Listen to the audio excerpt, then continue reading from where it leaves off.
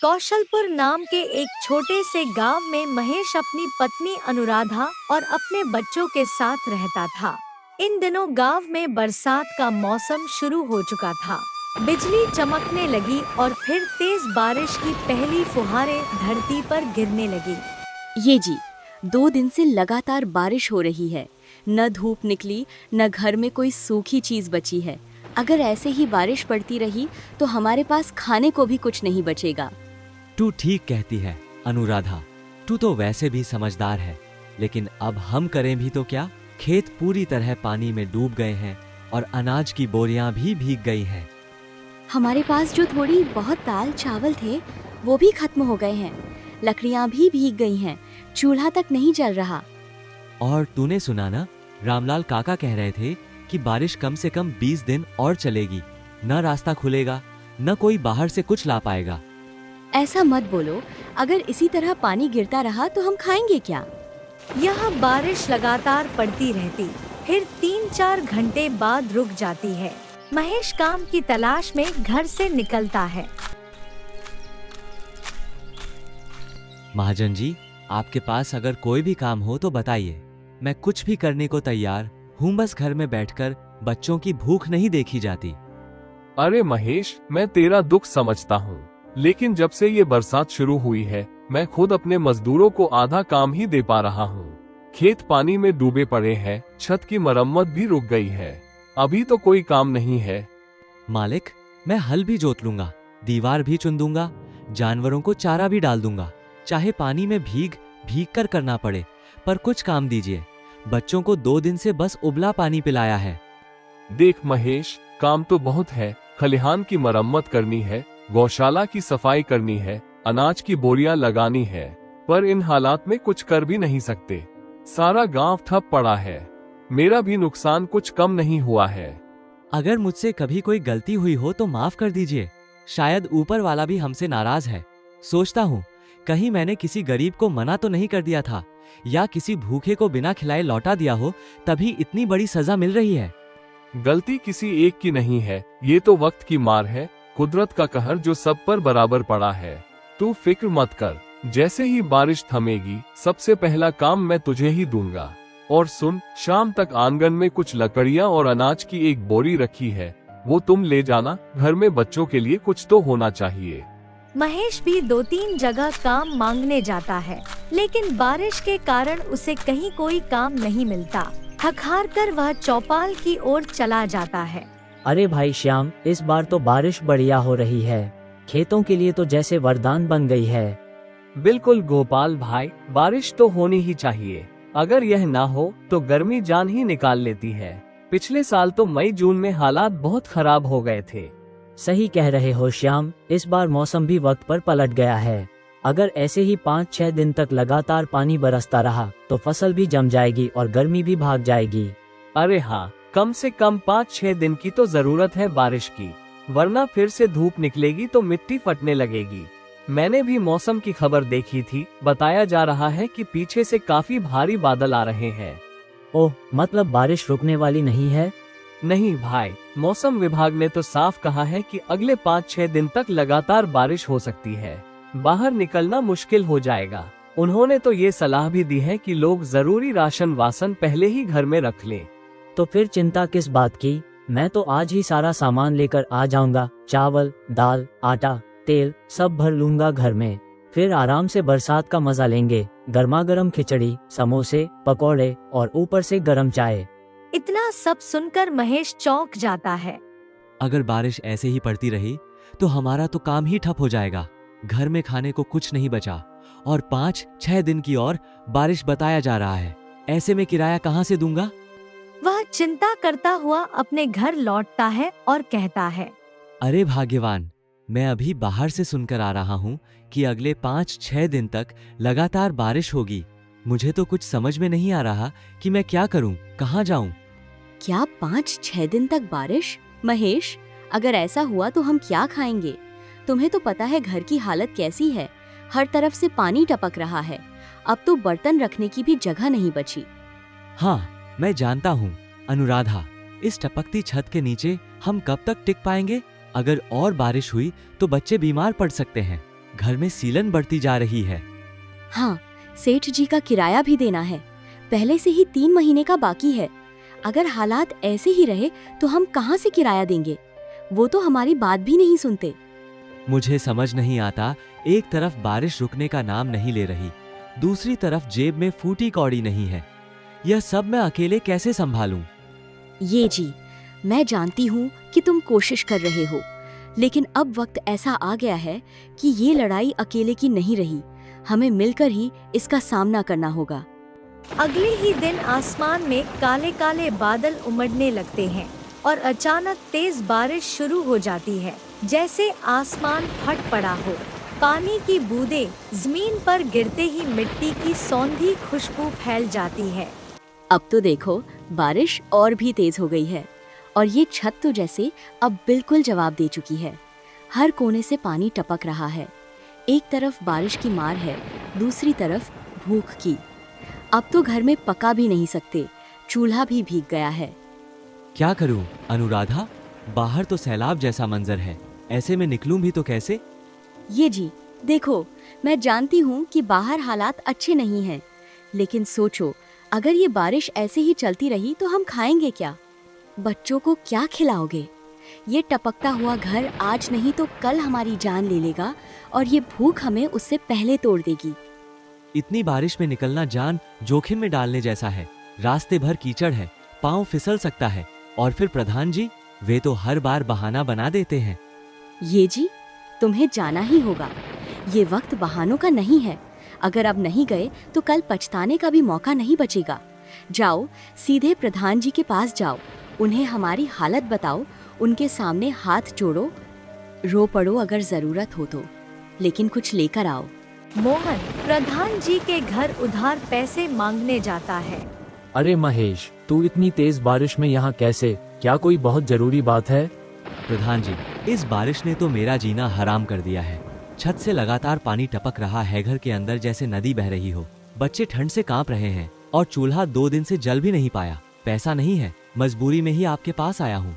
देख महेश, बारिश तो अभी कम से कम 5-6 दिन और चलेगी। तू जानता है, इस बार गर्मी बहुत ज्यादा पड़ी थी, इसलिए बारिश का आना जरूरी था। ऊपर वाले की मेहरबानी है जो अब थोड़ी राहत मिल रही है। प्रधान जी, यही बारिश आप जैसे अमीर लोगों के लिए तो राहत है। पक्के मकान, गरम चाय, आराम की जिंदगी। पर हमारे लिए ये कहर है। मैं भीख नहीं मांग रहा, बस कुछ पैसे उधार चाहिए ताकि बच्चों को भूखा न सुलाना पड़े। हालात सुधरते ही सब चुका दूंगा। देख महेश, पैसों की बात अभी बिल्कुल मत कर। मैं पहले ही कई लोगों को पैसे दे चुका हूँ और अब मेरे पास देने को कुछ भी नहीं बचा है। तू जानता है कि पंचायत के खर्चे कितने बढ़ गए हैं। मैं तुझे सच में पैसे नहीं दे पाऊंगा। तू कहीं और से इंतजाम कर ले, किसी और के पास जा। और हाँ, बारिश तो सबके लिए आए है। फर्क सिर्फ इतना है कि कोई भीगते हुए सहता है और कोई छत के नीचे बैठकर उसे देखता है। कुछ समय बाद मोहन लौटकर अपने घर आने लगता है। इसी दौरान महाजन महेश के घर आता है किराया मांगने। सुनो अनुराधा, मुझे अपने घर का किराया चाहिए। वैसे भी 2 महीने का किराया बाकी है। अब और देर बर्दाश्त नहीं करूँगा। महाजन जी, महेश किराया लेने गया है। उसके आते ही हम आपको पूरा पैसा दे देंगे। बस थोड़ा समय दे दीजिए। देखो अनुराधा, मुझे बहानों की जरूरत नहीं है। जो भी बात है साफ साफ कहो। किराया अभी दो, वरना इस घर से निकल जाओ। महाजन जी, हम कहाँ जाएंगे? बाहर इतनी तेज बारिश हो रही है, घर के आगे पानी भर गया है, छत से पानी टपक रहा है। हमारे पास इस वक्त कुछ भी नहीं है, यहाँ तक कि खाना भी नहीं है। हम पर ऐसा अन्याय मत कीजिए। देखो अनुराधा, बारिश के वक्त हमें भी खाना चाहिए। तुम लोगों की दिक्कत मैं हर बार नहीं सुन सकता। ये बारिश 1 दिन की नहीं, 5-6 दिन तक चलने वाली है। महाजन जी, बस 1 दिन और रुक जाइए। महेश आते ही आपसे बात करेगा। हम आपको आपका किराया जरूर देंगे। अभी हालात बहुत खराब हैं। किराया न मिल पाने के कारण वह अनुराधा और बच्चों को घर से बाहर निकाल देता है। तभी महेश घर लौटता है और बारिश में अनुराधा को बाहर खड़ा देखकर स्तब्ध रह जाता है। अनुराधा, तुम इतनी तेज बारिश में बाहर क्यों खड़ी हो? क्या हुआ? ये जी, महाजन जी आए थे किराया लेने। मैंने उन्हें बहुत समझाने की कोशिश की कि तुम पैसे लेने गए हो, लेकिन उन्होंने कुछ नहीं सुना। बोले बहाने बहुत सुन लिए, अब एक दिन भी नहीं रुकेंगे। और उन्होंने हमें घर से बाहर निकाल दिया। उन्होंने तुम्हें इतनी बारिश में घर से निकाल दिया, उन्हें जरा भी इंसानियत नहीं। लेकिन महेश, इतनी बारिश में हम वहाँ तक जाएंगे कैसे? कीचड़, पानी, हमारे पास छाता भी नहीं है और तुम भी तो थके हुए हो। अनुराधा, जब तक हम दोनों साथ हैं कोई भी रास्ता मुश्किल नहीं है। ये हालात हमेशा नहीं रहेंगे। महेश, अनुराधा और उनका बच्चा तीनों बारिश में चल पड़ते हैं। थोड़ी दूर चलने के बाद उन्हें एक पुराना कंटेनर दिखता है जिसके पास उसका मालिक खड़ा होता है। सेठ जी, अगर बुरा न माने तो एक बात कहूँ? हाँ हाँ महेश, कहो क्या बात है। ये जो पुराना कंटेनर आपने यहाँ फेंक रखा है, क्या ये पूरी तरह बेकार है? हाँ महेश, ये कंटेनर अब किसी काम का नहीं रहा। इसमें जंग लग चुका है और अंदर का सारा सामान भी निकलवा लिया गया है। मैं तो इसे यहाँ से हटवाने ही वाला था। सेठ जी, अब मेरे पास अब रहने की कोई जगह नहीं बची। झोपड़ी बारिश में बह गई और किराया न देने के कारण मकान मालिक ने निकाल दिया। अगर इजाजत दें तो क्या मैं इसे ही अपना छोटा सा घर बना लूं? इसे साफ कर लूंगा, ऊपर त्रिपाल डाल लूंगा, कम से कम सिर पर छत तो होगी। तुम्हारी आंखों में मजबूरी साफ झलक रही है महेश। यह जमाना गरीब को जीने नहीं देता। तुमने मुझसे कुछ मांगा भी नहीं, बस एक बेकार चीज मांगी है, लेकिन तुम्हारे इरादे नेक है। ठीक है महेश, ये कंटेनर अब तुम्हारा हुआ। जैसे चाहो इसका इस्तेमाल करो। और ये लो, कुछ पैसे रख लो। बहुत ज्यादा तो नहीं है, लेकिन शुरुआत के लिए काफी होंगे। इससे कुछ राशन ले लेना, कपड़े ले लेना और खुद को थोड़ा संभालो। सेठ जी, आपने मेरी जिंदगी बचा ली। भगवान आपको इसका बहुत अच्छा फल देगा। मैं आपका यह एहसान कभी नहीं भूलूंगा। वह उस कंटेनर को अच्छे से साफ सुथरा कर घर जैसा बना देता है और वे सभी वहीं बारिश से बचने के लिए चले जाते हैं। अनुराधा, सेठ जी ने जो पैसे दिए थे अब बस इतने ही बचे हैं। सोचा था थोड़ा राशन ले आऊंगा, पर समझ नहीं आता कि इतने कम पैसों में घर भी चलाऊं या कोई काम शुरू करूं। तुम बताओ क्या करें? देखो जी, जब वक्त बुरा आता है ना तो अपने भी पराये बन जाते हैं। इस बरसात में किसी ने हमारी मदद नहीं की, न प्रधान जी और न मोहल्ले वाले, किसी ने नहीं। ऐसे में हमें ही अपने लिए रास्ता निकालना होगा। इन पैसों को यूं ही खर्च कर देने से अच्छा है कुछ काम शुरू किया जाए, ऐसा काम जो बड़ा न हो पर कमाई दे और बरसात में भी चले।